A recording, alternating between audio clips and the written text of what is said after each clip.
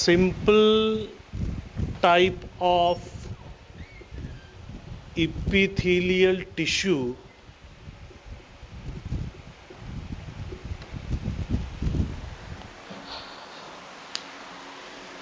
this is the part that we discussed in the previous lecture. And point number one, if you are talking about epithelial tissue is generally acting as a covering over the some organ, or it is acting as inner lining internal to the organ.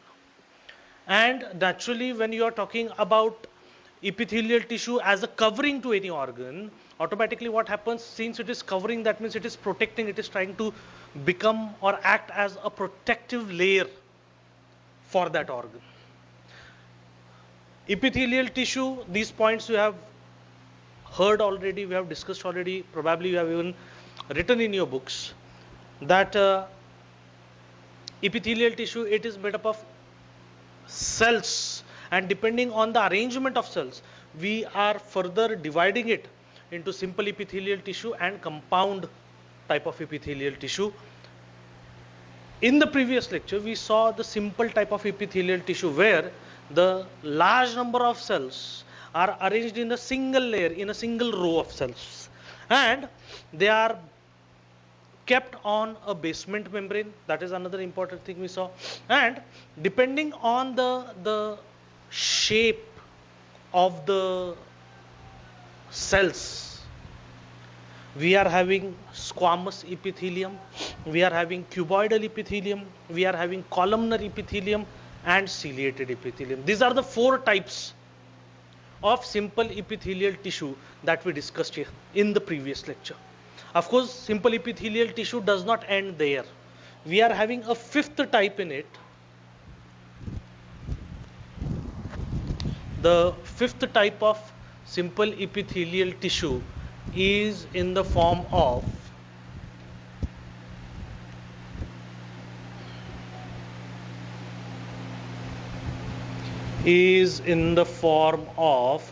glandular tissue. Now, yesterday I avoided mentioning glandular tissue for the reason that if you look into the textbook, as well as if you look into some previous papers, medical entrance examination paper, NEET as well as AIIMS, what we see is this topic is being discussed and questions over this topic are asked in various perspectives, not just from the point of view the way it has been represented in the textbook. Other than that also, various types of questions come with respect to the glandular tissue. So I thought that probably today we'll discuss the glandular tissue in much detail as compared to what has been given in the textbooks. First, we'll see what is the general information available to us. Glandular tissue, naturally it forms the various glands in the body or glands of the body. Like whenever I talk about glands, probably at your level, at least you should think about sweat gland. You have probably heard about thyroid gland, pituitary gland. Okay, so all these glands are basically made up of the glandular tissue. Now these glands, now because it is a glandular tissue, glands are concerned with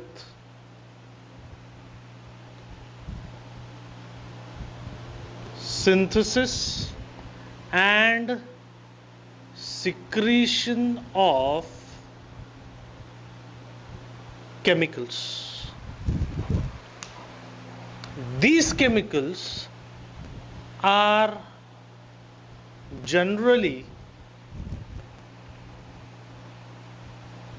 known as hormones. I'm not saying always. Glands will always, the secretion of the glands is always called as hormones. ऐसा मुझे कहना नहीं है. But in maximum cases, the secretion of the hormones is called as, or the secretion of the glands, those chemicals that are secreted by the glands, they are called as hormones. In maximum cases, if not all the cases. Here, with respect to the glandular tissue, with respect to the glands, one group we are having in the form of unicellular glands, and there is called as multicellular glands. Unicellular glands and multicellular glands. Now what are this? The name itself indicates, like unicellular gland, naturally this is a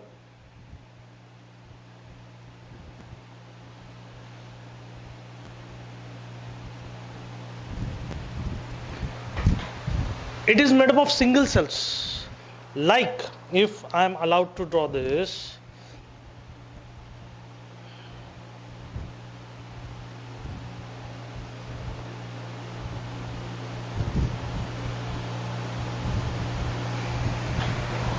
so you see each of the cell, you can see that these are singular cells, and each cell is acting as a separate gland. Okay, each cell is acting as a separate gland. For example,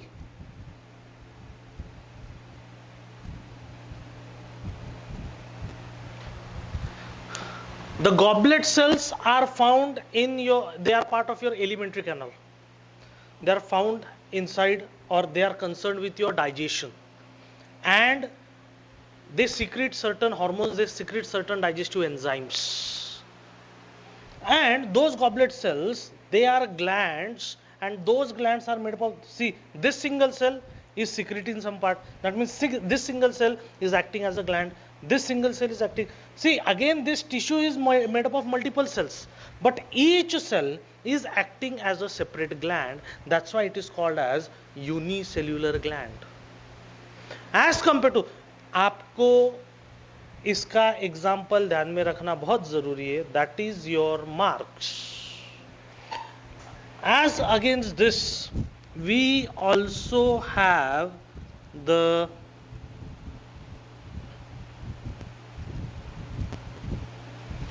multicellular glands. Now in multicellular glands,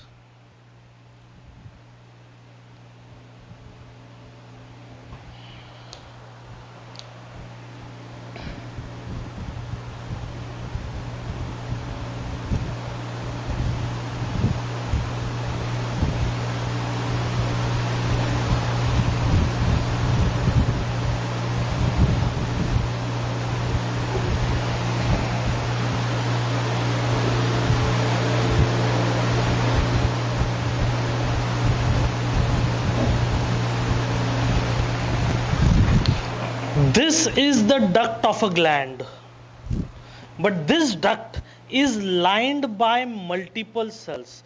All these multiple cells together, they release their secretion in this, and then the secretion is released from here.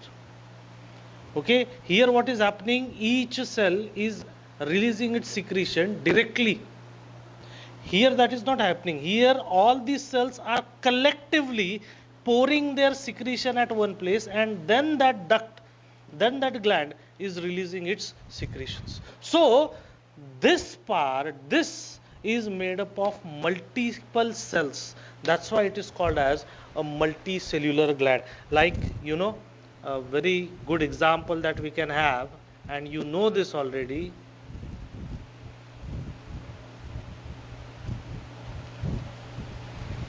The salivary glands, they are multicellular glands made up of multiple cells coming together and acting as a single unit. You're getting this? Okay. Here each cell is acting as an individual gland. That's why it is called as unicellular gland. Here multiple cells are coming together and acting as one unit. That's why it is called as multicellular glands. Moving ahead, there is another way of categorizing glands.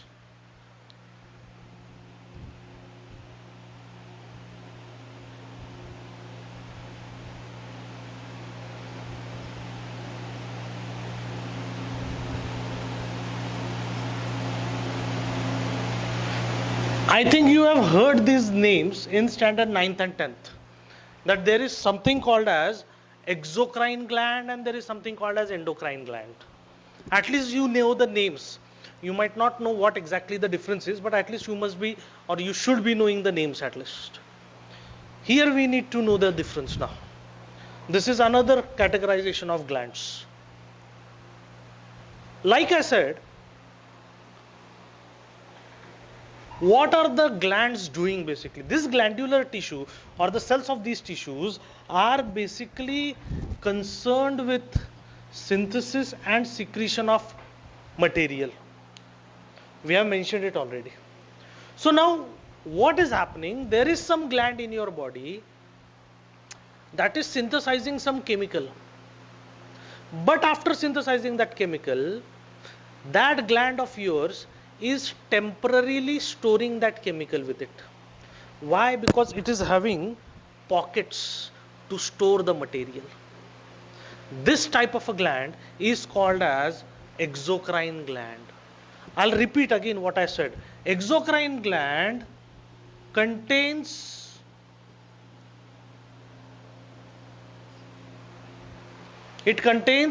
ducts for what? To store its secretions. Like we can talk about salivary glands, we can talk about tear glands. आपकी आंखों में जो है वो tier glands है, वो भरे हुए हैं और वो स्टोर्ड है. टीयर ग्लैंड्स को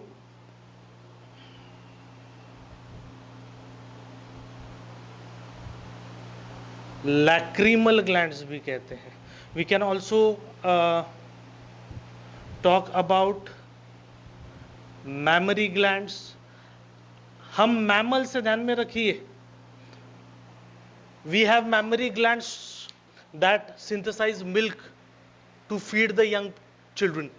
Okay, so ये mammary glands जो है, ये mammary glands, they are also kind of exocrine glands. They contain ducts. So in those ducts, the material that has been synthesized by them, it can be stored temporarily. Ultimately, from these ducts, that material has to be released. You're getting this? Okay, but that is about the exocrine glands. Here I want to mention something, that mammary glands are actually modified type of, please keep this in mind,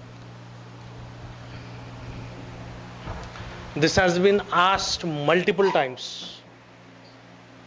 Mammary glands are actually a type of sweat glands. Keep this in mind. They are modified type of sweat glands. Moving ahead. Now we are talking about the endocrine glands. There is only one word I want to tell you here, that they are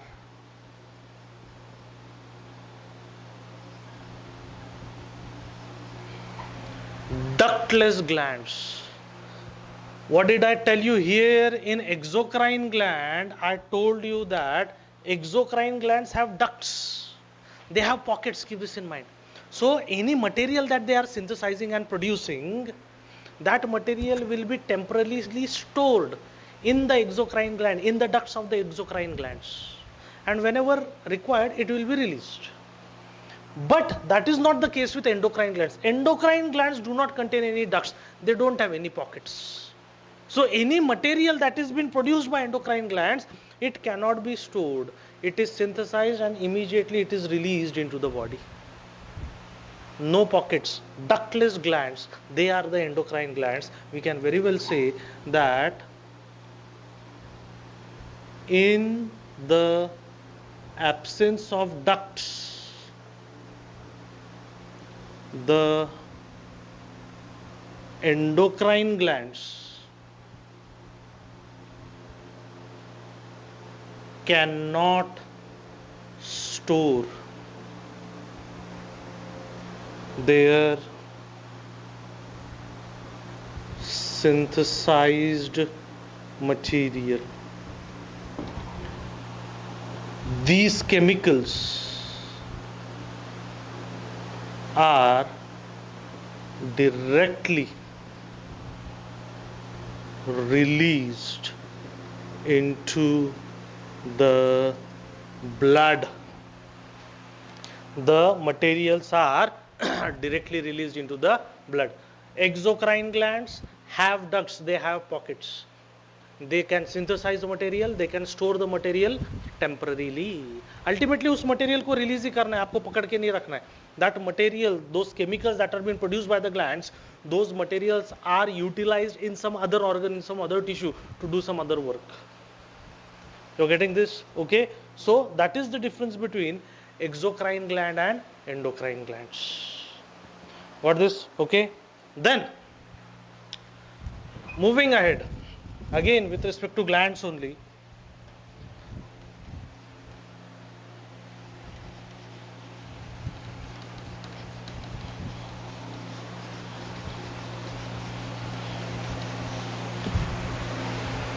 There is another categorization of glands.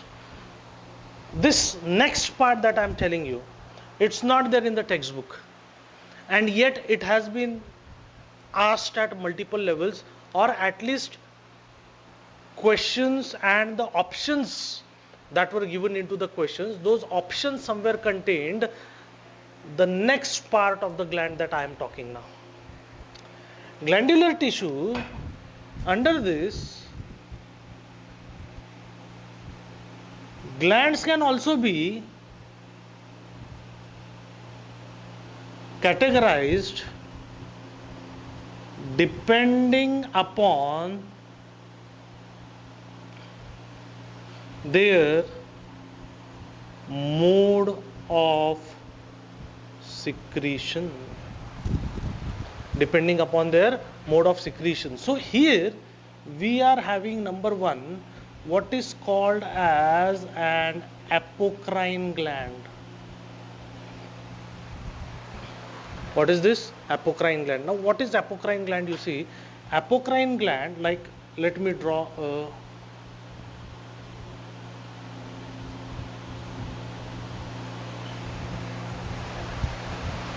suppose this is the apocrine gland and it is producing its secretion.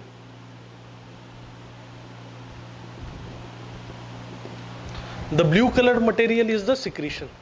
Now when this gland wants to release this material, what it is doing is, it is releasing the material,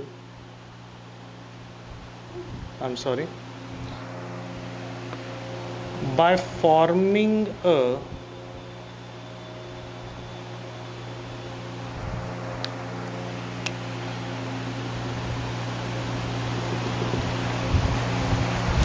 all the secretion, all the chemicals, they will get concentrated towards one end, and then that end will be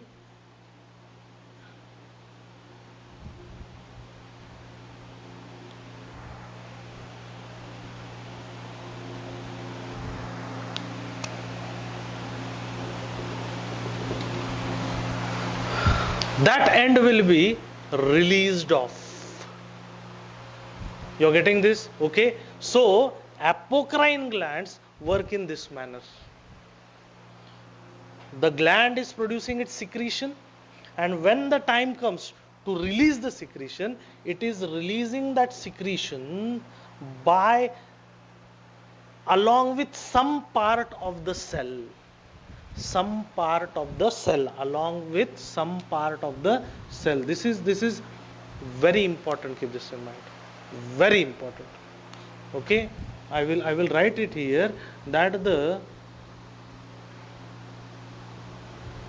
chemicals are released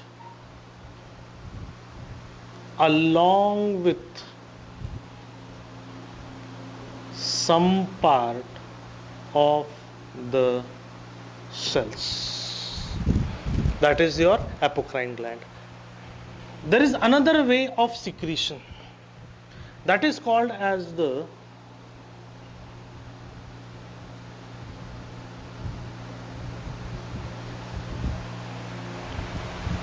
What? Merocrine gland. Like here, if I want to give you an example of apocrine, mammary glands are an example of apocrine gland. Against this, if I am talking about merocrine gland, in merocrine gland you see, you have the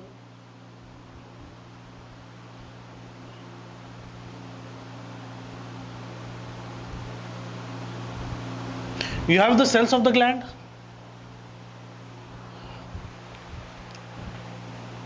The secretion is ready,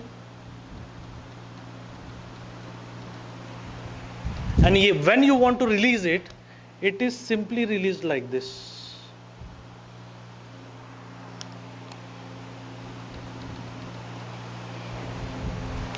So we can very well say that the chemicals are released by simple diffusion. But what you need to understand, simple diffusion, simply from here the chemical are given out. But what you need to understand here is that in these cases, and it's very important to keep this in mind, that there is no damage, there is 0% damage to the cells. No part of the cell was pinched off, damaged off, ripped off. Nothing happened to the original cell. जैसा यहाँ पे cell का थोड़ा सा part टूट गया, उससे अलग हो गया, वैसा यहाँ पे कुछ नहीं होगा. This happens with respect to your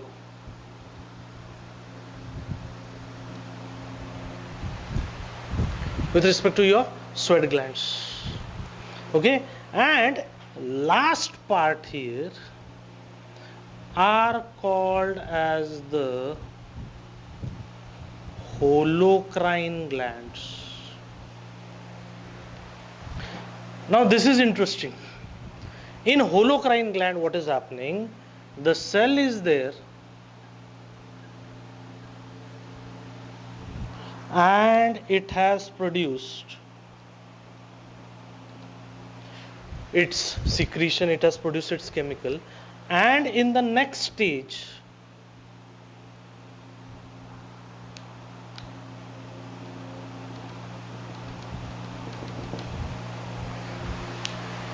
the secretion is given out.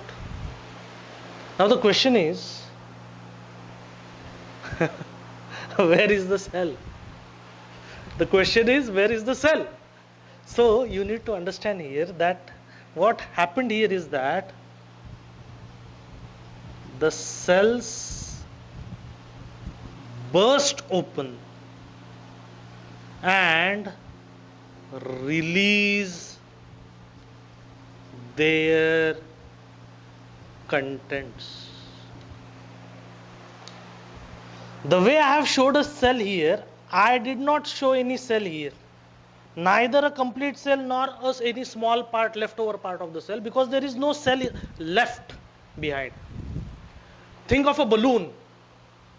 You know, Holi के दिनों में आप वो water balloons बनाते हैं.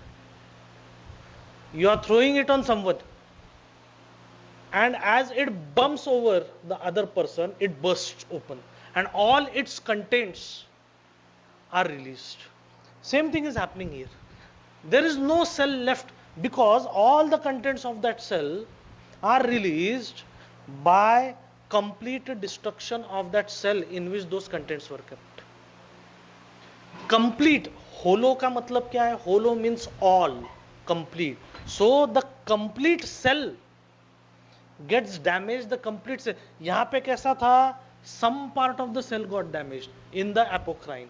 Holocrine में वैसा नहीं है. Holocrine gland में the complete cell gets damaged, gets destroyed, it bursts open and the contents are released.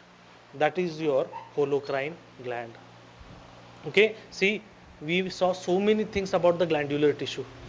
We saw its categorization depending on whether it is made up of single cell or multiple cells working together, unicellular gland and multicellular gland. We saw glandular tissue from the point of view of whether it is able to store its material or not store its material. So we are having, if it is having ducts, we are calling it exocrine glands. If it is not having ducts, we are calling it as endocrine glands. And then we are having another important categorization of glands depending on the chemical that they are producing, how are they going to release that, secrete that chemical. Depending on that, we are having apocrine gland, merocrine gland, and holocrine glands.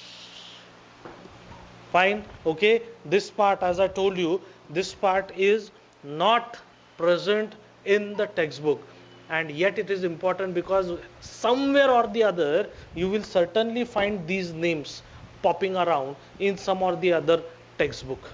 तभी आपने confuse नहीं होना चाहिए. बहुत बार क्या होता है कि बच्चे कहीं तो भी कुछ पढ़ लेते हैं and suddenly they are like, अरे सर ने ये सिखाया नहीं. Many times you need to understand there are n number of things that can be taught, but if they are not part of your immediate syllabus, then it's not necessary that it should be mentioned anywhere. Please keep this in mind. Okay, so this is about the simple type of all this explanation that started in the previous lecture, starting from squamous epithelium and now ending here with the glandular tissue. All these 5 types were the types of, as I told you, they were the types of simple type of epithelial tissue. Now we need to talk about the compound type of epithelial tissue.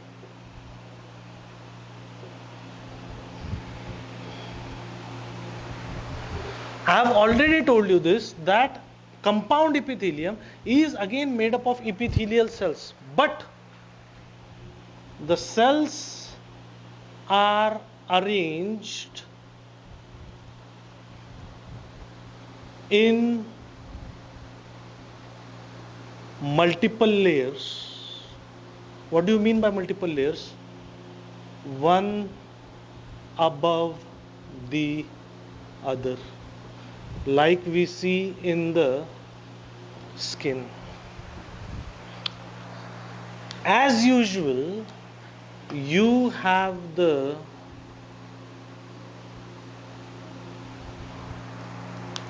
part what is called as the basement membrane.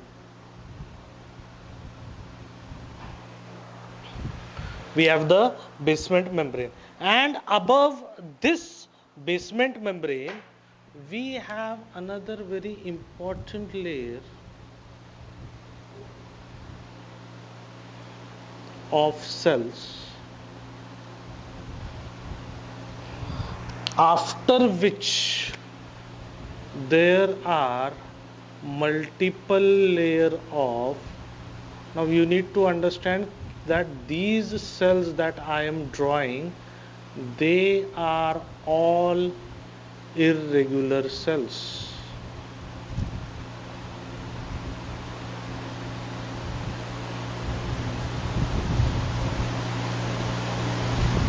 Okay, there is no specific shape or size to them. I hope you are getting this.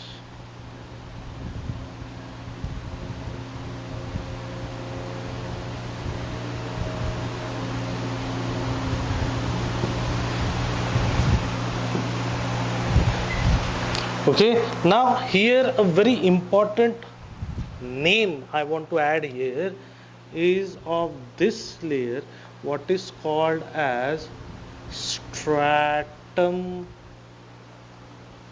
germinativum. Immediately after the basement membrane, immediately after the cells of basement membrane, the first layer that we are having is stratum germinativum, and this layer is important. We are talking about compound epithelial tissue. This is how your skin is made up of multiple layers of epithelial cells. Stratum germinativum is important for the reason that in all these layers of cells, stratum germinativum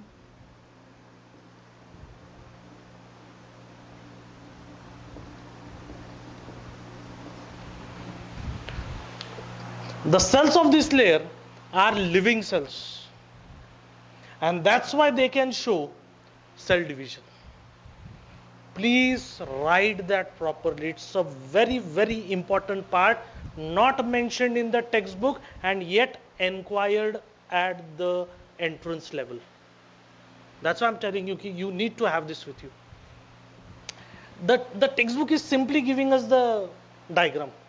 Some textbooks are not even talking about stratum germinativum. They are not even mentioning that name. But we need to know immediately after basement membrane, the first layer of cells that we are having in the compound type of epithelial tissue, specifically we are talking about part of the skin. How skin is made up of multiple layers of cells. The lowest, the base, just after the basement membrane, the first layer that we are having is stratum germinativum, made up of living cells. That is point number one. And because they are living cells, they are rapidly multiplying cells. They can show cell division. As compared to that, rest of the part is containing dead cells. Okay. On the contrary, the topmost part that we are having, the topmost part of the cell is called as stratum corneum. Okay, what is stratum corneum? Corneum means it is made up of cornified, that is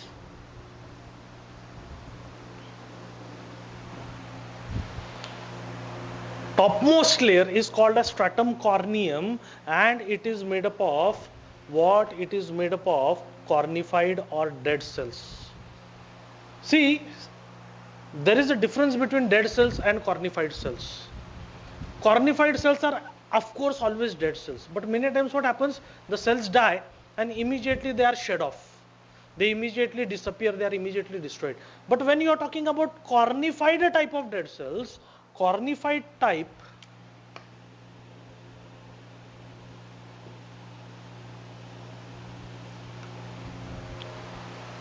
these cells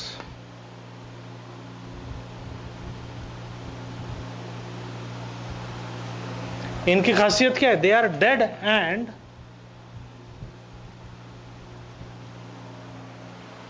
they become hard in nature. Like, I'll give you one example.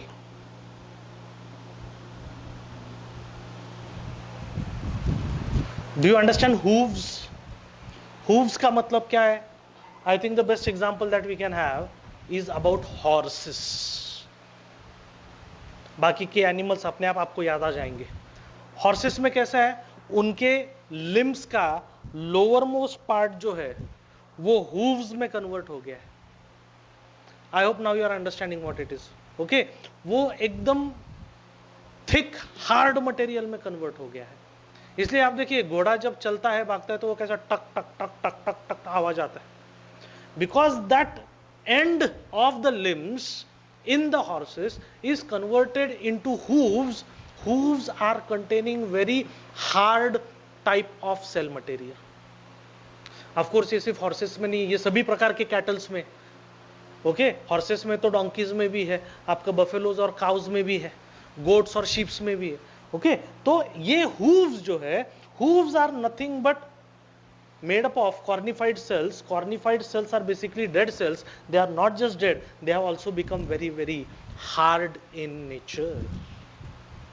That is about your compound epithelial tissue. We need to know this example properly. Of course, this part doesn't end here. We also need to know that compound epithelial tissue is further divided into keratinized type and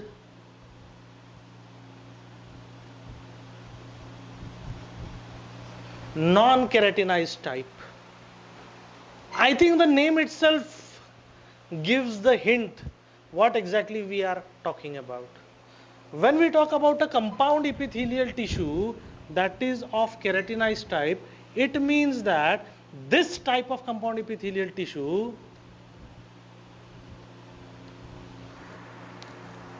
it is having, it has keratin with it. It has keratin in it. And I don't know if you know this, Have you heard about keratin anywhere? I think if you watch the television properly, many times the ads of the shampoo advertisements, generally they talk about keratin, because our hairs, they contain keratin. And why? See how nature or how God, depending on what authority you, what agency you believe in, okay, I am no one to say anything about it, but you see how God has designed our body, how nature has designed the body. Hairs are basically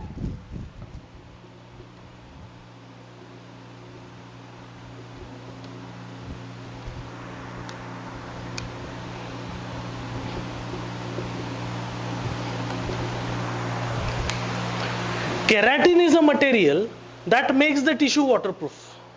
Fortunately, keratin is present in the hairs. That's why hairs are waterproof.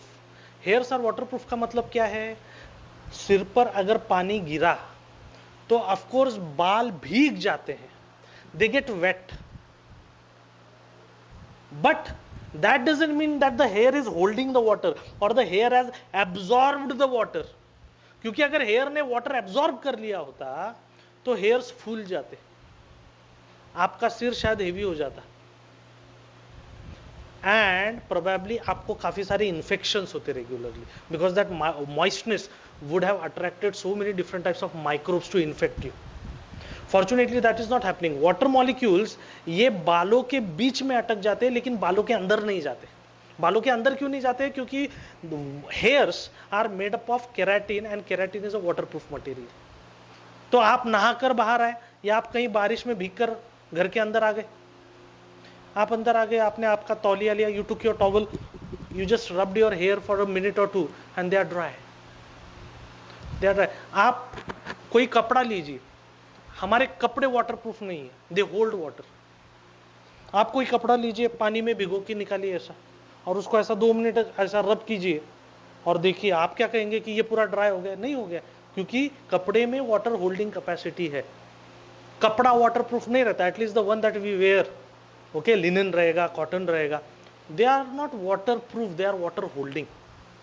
As compare to that, hair is waterproof because hair contains keratin, and when compound epithelium is containing keratin, automatically that compound epithelium is also becoming waterproof in nature.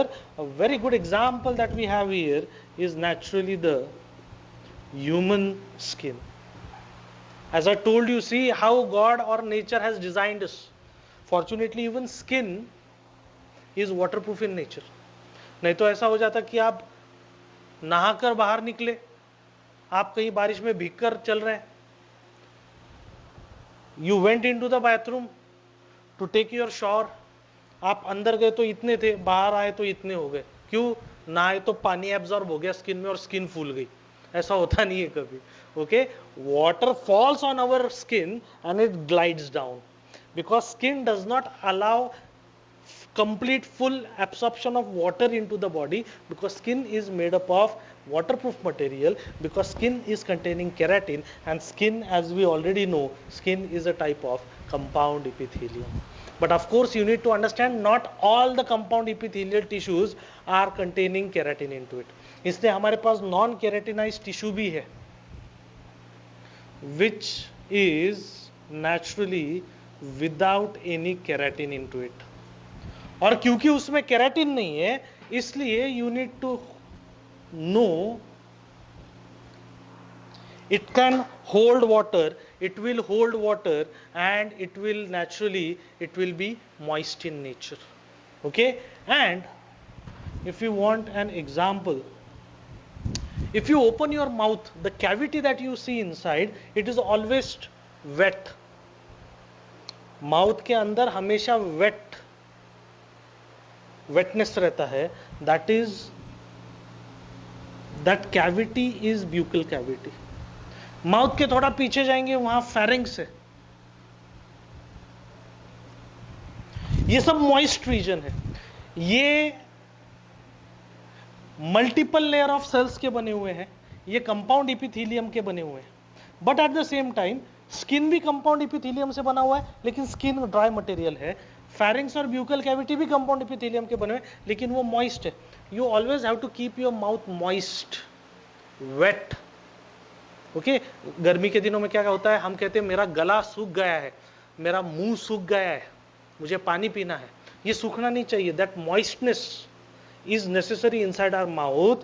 That moistness is because though it is containing compound epithelial tissue, it is not containing any keratin in it.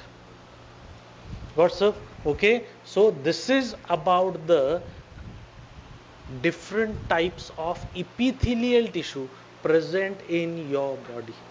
Like I told you in the previous lecture, you need to know not just the names of the epithelial tissues, squamous epithelium, keratinized epithelium, or your cuboidal epithelium. You need to know their names, you need to know their functions, you need to know their locations, and you need to be very very thorough with it. अभी इसमें होता क्या है, आप इतनी सारी चीजें पढ़ते हैं, इतने सारे लोकेशंस पढ़ते हैं, आगे जाके कंफ्यूजन शुरू हो जाता है उसकी वजह से. इसलिए एक बार अगर आपको बाय हार्ट हो गया, you shouldn't grow into that over confidence कि okay I know this part. Whenever you are getting time, you have to read it and reread it. Like I told you few days ago, I have been teaching since past 14 years, and yet every time I am coming for lecture, I have to revise it. Of course पहले जैसा ऐसा half an hour 45 minutes 1 घंटा revision को नहीं लगता, but at least 10-minute revision for every lecture even we have to do, because in biology, keep this in mind, biology contains such a vast amount of information that it's never possible to completely by heart it unless and until you are reading and rereading it again and again and again. We'll stop here today with compound epithelium. We'll stop here with the epithelial tissue part of our chapter. Next lecture we will start with the new type of tissue, that is the connective tissue. वो हमने जो tree diagram निकाला था वो अगले lecture से पहले please देख लीजिए. कनेक्टिव टिश्यू में क्या क्या प्रकार है, उसके कैरेक्टर्स क्या है. हमने थोड़ा जो लिखा है loose type, dense type, specialised, और उसमें जो अलग अलग नाम लिखे हुए हमने वो अगले लेक्चर से पहले एक बार प्लीज गो थ्रू कर लीजिए. And please be thorough with the epithelial type of tissue. Okay, will stop here today. Have a good day, have a healthy day. Thank you very much.